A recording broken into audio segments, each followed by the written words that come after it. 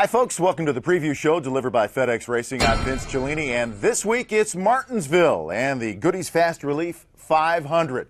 Martinsville makes me think of Martin, which makes me think of Marty, which makes me think of Marty Snider, who joins us now from the Hall of Fame studios down in Charlotte, North Carolina. TNT's Pit Road reporter. Hey, Marty, we're going back to a short track, but unlike Bristol with the multiple grooves, it looks like a lot of bumping and banging at the pretty paperclip. Won't it be that way? Yeah, it absolutely will be that way, and it's a lot of fun. My home racetrack, I certainly love this place, and it always provides a good race, Vince. I don't care, what happens, what scenario plays out during the race, always provides a good race. It's funny, I was talking to Denny Hamlin about this racetrack the other day, and he was actually explaining it to my son, who has a late model race there later this year, and he said, everybody always thinks it's about brakes, how quick you can slow down. It's all about middle of the corner off, how quick you can get back to the gas.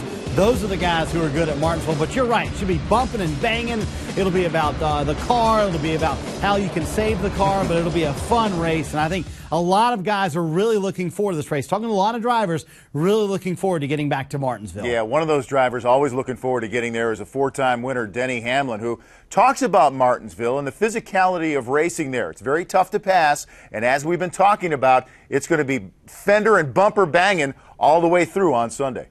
More than ever, Martinsville's, really the old school type of racing that we're all used to. The guys running into each other, dooring each other. It's just everyone's fights for one groove, and that's why you see such good racing there. Is because you see guys fighting to get in on restarts, or we've seen guys make two tire stops and pass on the outside. It's been one of those racy tracks that's always been a constant within our sport of putting on great shows.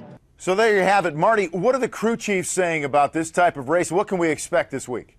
Well, it's funny. I was talking to Steve Letarte the other day. I said, what are you thinking about when you get to Martinsville? He said, actually, what worries me is the schedule, believe it or not. And his point is that all the practice this time around, it was this way last fall as well, all the practice is on Friday, qualifying is on Saturday, race obviously on Sunday. But the problem is Martinsville's one of these racetracks where it changes throughout the weekend. The more rubber builds up on the racetrack, the more laps on the racetrack is drastically different. So how you leave practice on Friday will be nowhere near how the track is going to be Sunday during the race. So the bigger point of all that is you'll see the same guys who traditionally run well at Martinsville run well this weekend. It's not going to be a good weekend probably for Greg Biffle, for example, a guy who just doesn't like this racetrack and needs more practice and needs to get a little bit better. But, you can't base on Friday how your setup needs to be Sunday. So you need to have good notes to fall back on. You need to have a good base to work with. So I think that's one of the things the crew chiefs are really thinking about. You can't really base things on Friday how it's going to be Sunday because the racetrack is going to be completely different.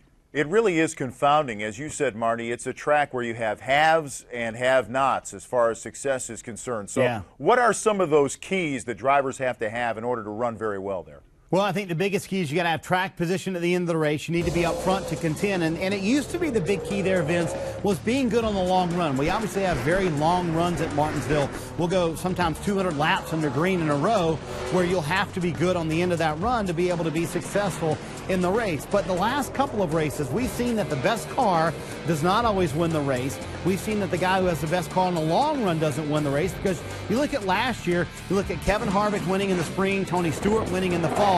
Those guys led combined 20 laps at Martinsville last year. Harvick led 14, Stewart led 6, so you don't really need to lead a lot of laps to be able to go out and win a race at Martinsville. You have to have a good car, and what we've seen lately is a good car on the short run then. So I'm going to say maybe that long run theory may not work at Martinsville this year. You may want to have a car for the short run because we've seen that pay off at the last two races at Martinsville. So I think it's going to be an interesting dynamic of who has the good car on the long run versus who has the good car on the short run. You need to figure out which one you need to be on Sunday. That's all good analysis, Marty, but let me ask you this. When it comes to making your pick, and I'm going to ask you right now, are you going to go with recent history and a guy who's run very well there?